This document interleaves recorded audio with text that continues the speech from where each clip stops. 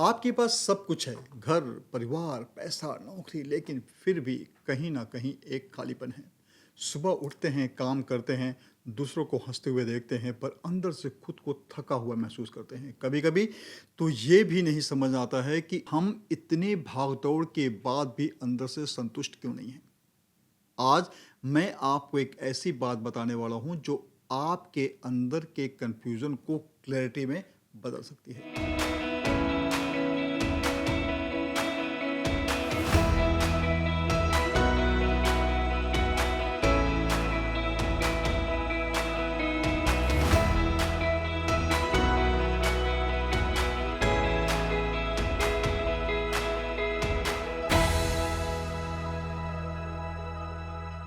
नमस्कार, मैं हूँ डॉक्टर अनिल खरे और आज हम बात करेंगे समुद्र मंथन की, लेकिन जैसे आपने कभी सुनी नहीं होगी। ये कोई पुरानी पौराणिक कथा नहीं है, ये दरअसल आपकी आत्मा की कहानी है। इस वीडियो में मैं आपको बताऊंगा कि वो 14 रत्न कौन से हैं जो हर इंसान के भीतर छिपे होते हैं। आप ये जानेंगे कि क्यों सबसे पहले जहर निकलता है और कैसे उसी रास्ते से निकलते हैं प्रतिभा, शांति, सम्मान, लक्ष्मी और अंत में अमृत। और सबसे खास बात, हर रत्न आपके जीवन के एक फेज से जुड़ा है। अगर आपने उस रत्न को पहचान लिया तो आप जान जाएंगे कि आपकी आत्मिक यात्रा किस मोड़ पर है। तो अगर आप खुद को समझना चाहते हैं, अगर आप अपने भीतर की शक्ति को पहचानना चाहते हैं, तो चलिए आज हम शुरू करते हैं आपकी आत्मा का मंथन। यह कहानी सिर्फ देवों और असुरों की नहीं है, यह आपकी और मेरी भीतर की लड़ाई की कहानी है। समुद्र मंथन एक पौराणिक घटना नहीं, बल्कि हर इंसान की आत्मिक यात्रा का प्रतीक है। क्योंकि अगर आत्मा बूंद है तो परमात्मा समुद्र, और जब हम अपनी आत्मा का मंथन करते हैं तो वही 14 रत्न हमारे भीतर से निकलते हैं, जो शास्त्रों में वर्णित हैं। जब भी कोई आत्मिक यात्रा शुरू करता है, सबसे पहले जो चीज़ सामने आती है वो है कालकूट विष। ये कोई जहर की शीशी नहीं है, ये असल में वो बातें हैं जो हमें तोड़ने की कोशिश करती हैं। दुनिया क्या कहेगी, लोग क्या सोचेंगे, किसी ने आपकी हंसी उड़ाई, किसी ने आपकी नीयत पर सवाल उठाया, किसी ने आपको नीचा दिखाने की कोशिश की। यही है वो मेंटल पॉइजन जो सबसे पहले बाहर आता है। और इसको पीना, यानी इसे बिना जवाब दिए, बिना गुस्सा हुए चुपचाप सह लेना, यही है पहली स्पिरिचुअल स्ट्रेंथ की निशानी। अगर आप इससे डरकर रुक गए तो मंथन वहीं रुक जाता है। लेकिन अगर आप इस अपमान, तानों और निंदा को एब्जॉर्ब कर लेते हैं तो समझ लीजिए आपकी आत्मा की असली यात्रा शुरू हो चुकी है। यह पहला रत्न है जो आत्मा को तपाता है, पर उसी आग में आपकी इनर स्ट्रेंथ तैयार होती है। जब दुनिया आपको गिराने की कोशिश करे और आप फिर भी अपनी चाल चलते रहें, तो आप कालकूट विष पी चुके होते हैं। यही है पहला और सबसे ज़रूरी मोड़, जहाँ से भीतर की असली शक्ति जगती है। जब आपने अपमान और आलोचना का विष पी लिया तो आपका मन भीतर से थोड़ा शांत हो जाता है। अब आप रिएक्शंस देना बंद कर देते हैं और ध्यान बाहर से हटकर अंदर आने लगता है। यहीं से जन्म लेती है आपकी प्रतिभा। जी हाँ, यही है दूसरा रत्न, कामधेनु। शास्त्रों में कामधेनु एक ऐसे दिव्य गाय है जो जब चाहो, जैसा चाहो उतना कुछ दे सकती है। असल में ये प्रतीक है आपके अंदर छुपी हुई उस क्रिएटिव एनर्जी का जो दुनिया को कुछ देने के लिए तैयार है। आपके पास कोई टैलेंट हो, लिखने का, बोलने का, सिखाने का, हीलिंग का, डिजाइनिंग का, या सिर्फ लोगों को उम्मीद देने का, वो आपकी कामधेनु है। लेकिन ये बाहर तभी आती है जब आप अपने मन को शांत करके भीतर झांकने लगते हैं। अब आप दूसरों की अप्रूवल नहीं ढूंढते, बल्कि खुद की इनर वॉइस सुनने लगते हैं। और फिर क्या होता है, आप जब चाहें अपनी इस कामधेनु से ज्ञान, अनुभव या विचार निकालते हैं और दुनिया को कुछ देते हैं जो उन्हें बदल देता है। कामधेनु का असली अर्थ यही है, आपकी सेल्फलेस क्रिएटिविटी, जो किसी क्लैप या रिवॉर्ड के लिए नहीं, बल्कि सिर्फ देने के भाव से बाहर आती है। अगर आप आज कुछ क्रिएट कर पा रहे हैं, किसी की मदद कर पा रहे हैं या अपने काम से किसी का मन बदल पा रहे हैं, तो जान लीजिए आपने अपनी कामधेनु पाली है। अब सोचिए, आपने विष पी लिया, क्रिटिसिज्म और नेगेटिविटी से ऊपर उठ गए, फिर आपने कामधेनु को जगा लिया, अपनी प्रतिभा को, अपनी क्रिएटिविटी को बाहर लाना शुरू किया।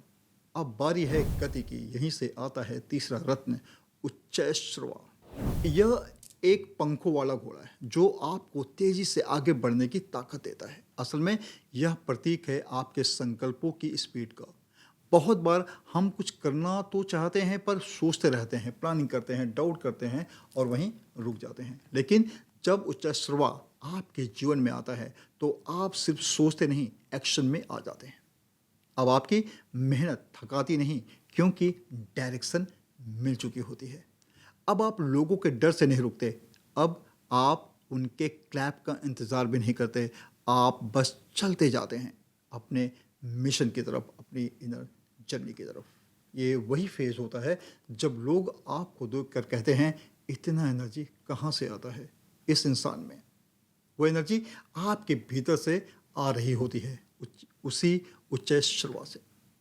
अगर आप आज अपने गोल्स के पीछे भाग रहे हैं, हर दिन थोड़ा आगे बढ़ रहे हैं और डिस्ट्रैक्शन से ऊपर उठ चुके हैं, तो समझिए आपने उच्चैःश्रवा को पा लिया है। यही घोड़ा आपके संकल्पों को उड़ान देता है और आपको वहाँ ले जाता है जहाँ ज़मीन पर चलने वाला इंसान पहुँच ही नहीं सकता। अब आप उस पड़ाव पर आ चुके हैं जहाँ ना आप क्रिटिसिज्म से डरते हैं, ना ही अप्लॉस के पीछे भागते हैं। आप अपने काम में लगे रहते हैं शांति से, कंसिस्टेंसी से। और जब इंसान इस स्टेज पर पहुंचता है तो चौथा रत्न आता है, ऐरावत। एक दिव्य हाथी जो सिर्फ ताकत का नहीं, सम्मान का प्रतीक है। ऐरावत तब आता है जब समाज अब आपको सिर्फ देखना नहीं, बल्कि आपको मंच पर बुलाता है। अब लोग आपके लिए खड़े होते हैं, आपके नाम से लोग इंस्पायर होते हैं। लेकिन एक बात याद रखिए, जहाँ हाथी चलता है वहाँ कुत्ते ज़रूर भौंकते हैं। यह दुनिया का नियम है। जैसे जैसे आपका कद बढ़ेगा, वैसे उसे आलोचना का शोर भी बढ़ेगा। कुछ लोग आपकी सफलता से खुश नहीं होंगे, क्योंकि आपने वो पा लिया जो वो सोचते ही रह गए। पर भौंकने वाला काम नहीं, नॉइस करना आपका काम है, दिशा में चलना। हाथी की चाल धीमी जरूर होती है, लेकिन हर कदम में गरिमा होती है, एक मौन शक्ति होती है। और सबसे ज़रूरी बात, हाथी कभी पलट कर जवाब नहीं देता। तो जब आपकी मेहनत आपको मंच पर पहुंचा दे और लोग आपके काम को सराहने लगे, उस समय भी ग्राउंडेड रहना सीखिए। यही ऐरावत की सवारी है। अगर आप शोहरत में शांत रह सकते हैं और सम्मान में विनम्र, तो समझिए आपने ऐरावत पा लिया है। आपने अपमान को सहा, प्रतिभा को पहचाना, संकल्पों को दिशा दी और समाज से सम्मान पाया। अब आप उस मोड़ पर पहुंचते हैं जहां समाज आपको सिर्फ सराहता नहीं, बल्कि आदर से देखता है। यही है अगला रत्न, कौस्तुभी मणि। कहते हैं यह मणि श्री हरि विष्णु के हृदय पर शोभा पाती है। लेकिन इसका असली अर्थ यह है कि अब आपकी पहचान, आपकी छवि और आपके रेपुटेशन सब जगह फैल चुकी होती है। लोग अब आपको नाम से जानते हैं, आपकी बातों से सीखते हैं और आपकी उपस्थिति से इंस्पायर होते हैं। कौस्तुभमणि एक मुकुट है जो केवल सिर पर नहीं, चरित्र पर रखा जाता है। लेकिन इस मुकाम पर एक बड़ी परीक्षा होती है, अहंकार की। जब लोग तालियां बजाते हैं, जब मंच पर नाम लिया जाता है, जब सोशल मीडिया पर लाखों लोग आपको फॉलो करते हैं, तो एक इनर वॉइस धीरे से कहती है, अब तू कुछ बन गया है। यही वो जगह है जहां कई बड़े लोग गिर जाते हैं, क्योंकि मुकुट सिर पर तो शोभा देता है, पर मन में उतर जाए तो पतन की शुरुआत होती है। इसलिए कौस्तुभी मणि तभी असली रत्न बनती है जब आप इस मुकुट को जिम्मेदारी की तरह पहनते हैं, ना कि घमंड की तरह। अगर समाज ने आपको पहचान दी है, तो उसका उत्तरदायित्व भी आपके पास है। हर शब्द, हर पोस्ट, हर काम अब आपके सिर्फ अपने नहीं रहे, अब आप एक सिंबल बन चुके हैं। और अगर आप उस मुकुट को सर पर रखते हुए भी दिल से विनम्र रहें तो आप इस रत्न के योग्य हैं। यही है कौस्तुभ मणि। अब तक की यात्रा में आपने विष पिया, प्रतिभा को पहचाना, गति पाई, सम्मान मिला और समाज ने आपको सिर पर बिठाया। लेकिन अब एक और बदलाव आता है, अंदर से नहीं, बाहर से। आपके जीवन में सपोर्ट अपने आप आने लगता है। आप कोई काम सोचते हैं और वो करने के लिए रिसोर्सेज, लोग, रास्ते अपने आप प्रकट होने लगते हैं। यही है छठा रत्न, कल्प वृक्ष। पुराणों में कल्प वृक्ष वो दिव्य वृक्ष है जिससे जो भी मांगा जाए वो मिलता है। पर असल में इसका अर्थ यह है कि अब यूनिवर्स आपके लिए काम करने लगता है। अब आपको दिन रात भागना नहीं पड़ता। अब आपकी सोच और संकल्प इतने शुद्ध हो जाते हैं कि जीवन खुद सहयोग करने लगता है। जैसे कोई अनसीन फोर्स आपके पीछे खड़ी है जो आपके लिए रास्ता बना रही है। आपको ऐसा लगने लगेगा कि बस मैंने इरादा किया और एक एक चीज़ अपने आप सामने आ गई। कोई अच्छा व्यक्ति मिल गया, कोई अनएक्सपेक्टेड मदद आ गई, कोई रास्ता जो बंद था अचानक खुल गया। यह सब चमत्कार नहीं है, आपकी आंतरिक यात्रा का फल है। कल्पवृक्ष वहीं उगता है जहां संकल्प निजी स्वार्थ से ऊपर उठ जाते हैं, जहां आपकी इच्छा सिर्फ अपने लिए नहीं बल्कि दुनिया के लिए होती है। अगर आप ऐसा कुछ कर रहे हैं जो सिर्फ आपको नहीं औरों को भी अपलिफ्ट कर रहा है तो कल्पवृक्ष आपके लिए सक्रिय हो जाएगा और तब काम रुकते नहीं, काम अपने आप पूरे हो जाते हैं। बस सोचिए कैसा होता है वो जीवन जहां मेहनत तो है पर संघर्ष नहीं। यही है कल्पवृक्ष का आशीर्वाद। अब तक की यात्रा सुंदर थी, शांत, सार्थक और ऊपर उठती हुई। लेकिन जैसे ही कल्पवृक्ष आया, जैसे ही सब कुछ मिलने लगा, तब शुरू होती है एक और परीक्षा, अंदर की सबसे पुरानी, सबसे गहरी खिंचाव। अब सामने आती है अप्सरा रंभा। शास्त्रों में अप्सरा सुंदरता, आकर्षण और वासना का प्रतीक मानी गई है, पर असल में ये उस स्थिति का नाम है जहां आप कंट्रोल खोने लगते हैं। जब सब कुछ आपके पास आने लगता है तब आप सोचने लगते हैं अब और क्या मिल सकता है, अब बाकी सब भी मुझे ही क्यों ना मिले। यह वासना सिर्फ शारीरिक नहीं होती, ये हो सकती है पावर की, नेम की, अटेंशन की, लग्जरी की। ये वो फेज है जहां आत्मा के बजाय इंद्रियां डिसीजन लेने लगती हैं। आपको लगता है मुझे सब चाहिए, जो सामने दिख रहा है वो मेरा हक है। पर यहीं रुकिए, यही वो मोड़ है जहां कई महान आत्माएं गिर चुकी हैं, क्योंकि रंभा सिर्फ सुंदर नहीं होती, वो मोह का जाल होती है। और ये जाल उतना ही मीठा होता है जितना अंदर से खाली। आप जितना उसमें फंसते हैं उतना ही भटकाव आने लगता है, फोकस हटने लगता है, ग्रेटिट्यूड की जगह लालच आने लगता है और फिर आप अपनी ही बनी हुई ऊंचाई से गिर सकते हैं। लेकिन अगर आप इस आकर्षण को पहचान लें और खुद से कह पाएं मुझे सब कुछ नहीं चाहिए, बस वही चाहिए जो मेरे ग्रोथ के लिए ज़रूरी है, तो आप इस रत्न को पार कर जाते हैं। अप्सरा रंभा कोई उपहार नहीं है, ये परीक्षा है। अगर आपने इस मोह को पार कर लिया तो आपकी आत्मा और ऊंचाई पर पहुंचने लगती है। और तब अगला रत्न लक्ष्मी आपके जीवन में अस्थायी रूप से प्रवेश करती है। पर पहले रंभा को नम्रता से नमस्कार करना जरूरी है। अब आपने रंभा को पार कर लिया, आप मोह, वासना और ज़रूरत से ज़्यादा पाने की लालसा से निकल आए। अब यूनिवर्स आपकी इस परिपक्वता को सम्मान देता है और यहीं से प्रकट होती है आठवीं रत्न, देवी लक्ष्मी। लेकिन ठहरिए, लक्ष्मी सिर्फ धन नहीं, लक्ष्मी है सामर्थ्य। सिर्फ पैसे की बात नहीं हो रही है, यह है रिसोर्सेज, इन्फ्लुएंस, लीडरशिप, ग्रेस, वो सब कुछ जो आपको अपने और दूसरे के जीवन को अपलिफ्ट करने की शक्ति देता है। पर याद रखिए, जहाँ लक्ष्मी आती हैं वहाँ छुपकर एक और रत्न साथ आता है, वरुणी।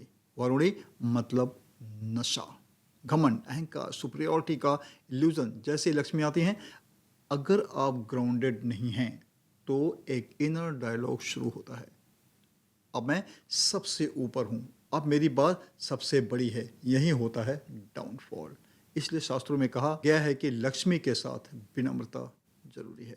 लक्ष्मी तब स्थिर होती हैं जब आप उस धन, उस सामर्थ्य को अपने पास रोक कर नहीं रखते बल्कि साझा करते हैं।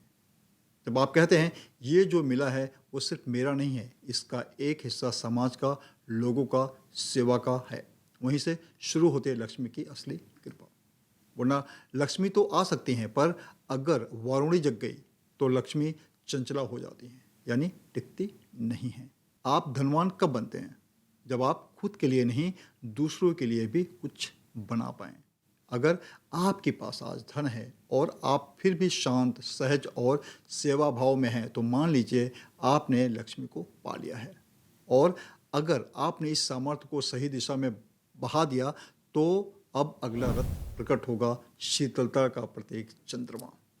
अब आप उस बिंदु पर पहुंच चुके हैं जहां आपके पास सम्मान है, साधन है और सामर्थ्य भी। आपने अप्सरा को पहचान लिया, लक्ष्मी को संभाल लिया। अब जीवन में एक नया तत्व उतरता है जो बाहरी नहीं, भीतर से आता है। यह है चंद्रमा। ना कोई शोर करता है, ना कोई जोर लगाता है, फिर भी जब रात गहराती है तो सबसे ज़्यादा ध्यान चांद खींचता है।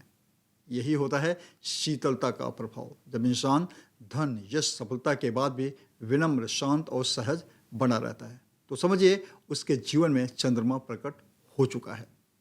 अब उसका व्यवहार मुलायम होता है, बातों में गर्मी नहीं, ठंडक होती है और उपस्थिति में आक्रामकता नहीं, अपनापन होता है। ऐसे लोग मिलते नहीं, लेकिन अगर मिल जाएं तो दिल को सुकून दे जाते हैं। आपने देखा होगा, कुछ लोग बड़े बिजनेसमैन होते हैं, सफल होते हैं, उनके पास सब कुछ होता है, लेकिन उनके अंदर एक बच्चे जैसी सरलता भी होती है।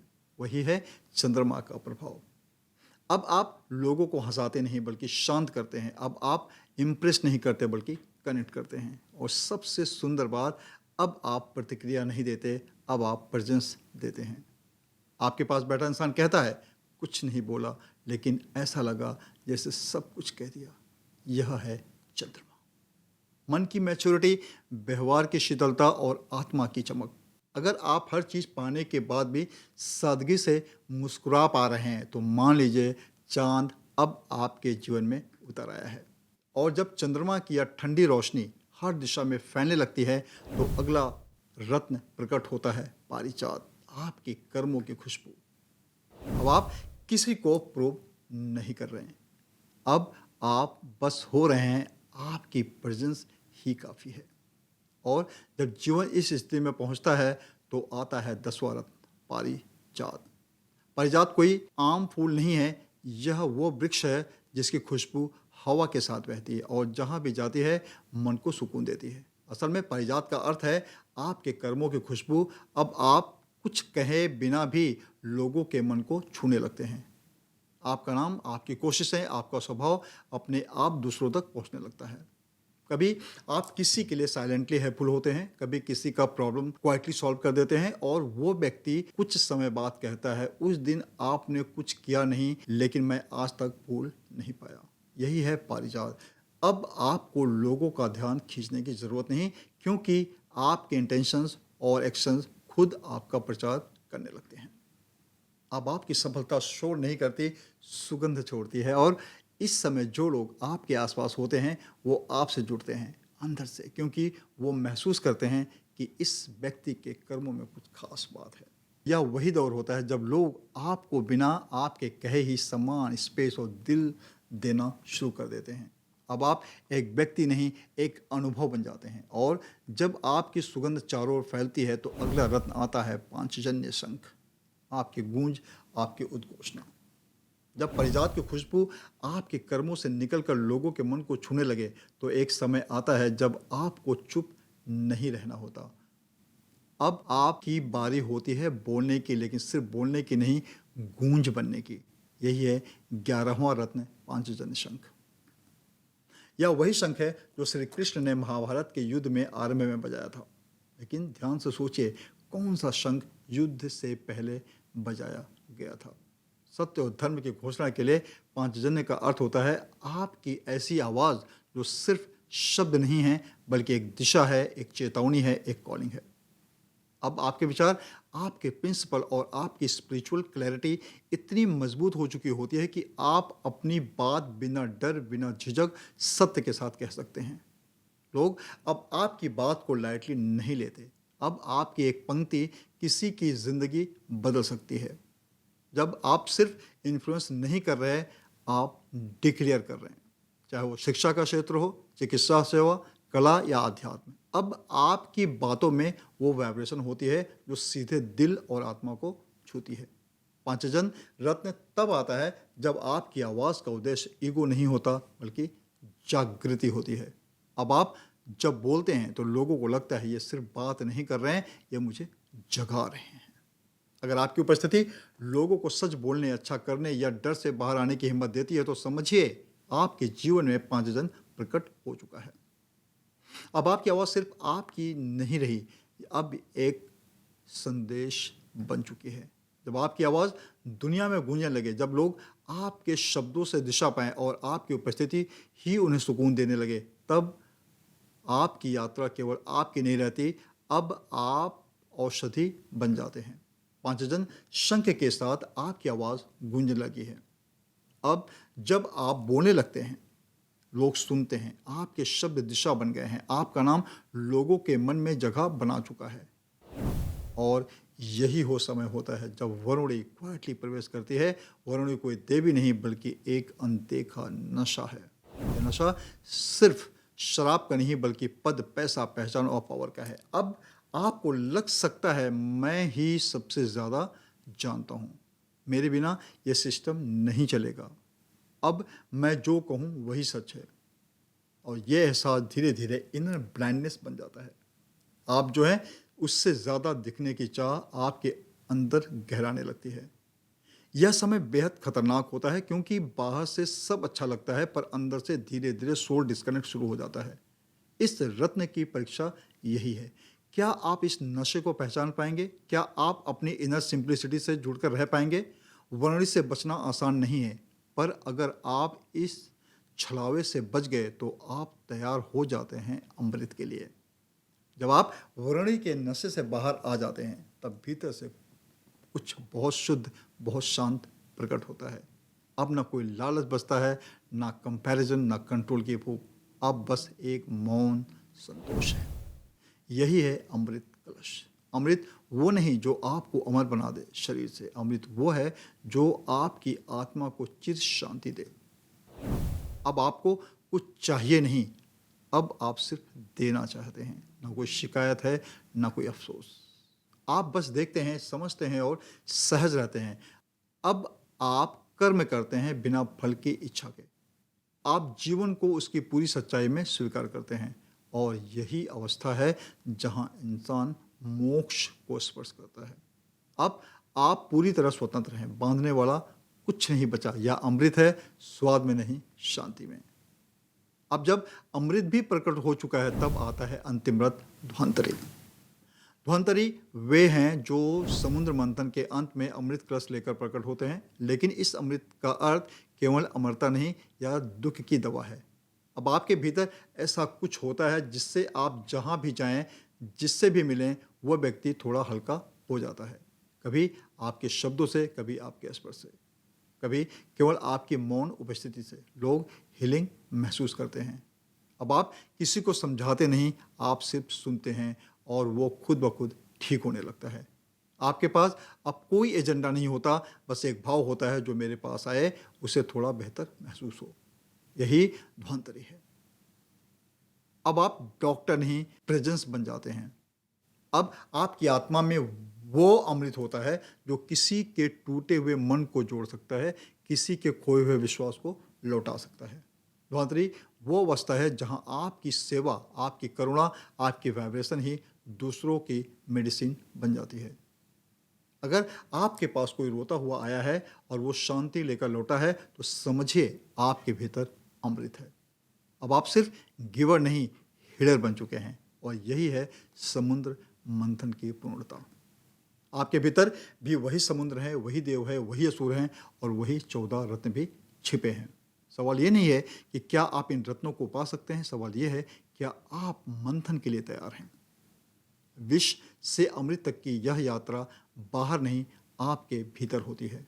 अगर आज से ये आप समझ लें कि हर इंसल्ट एक जहर है जो आपको मजबूर करेगा, हर चैलेंज एक रंबा है जो आपको मोड़ेगा और हर सफल कर्म एक पारिजात की खुशबू छोड़ेगा, तो आप भी ध्वंतरी बन सकते हैं।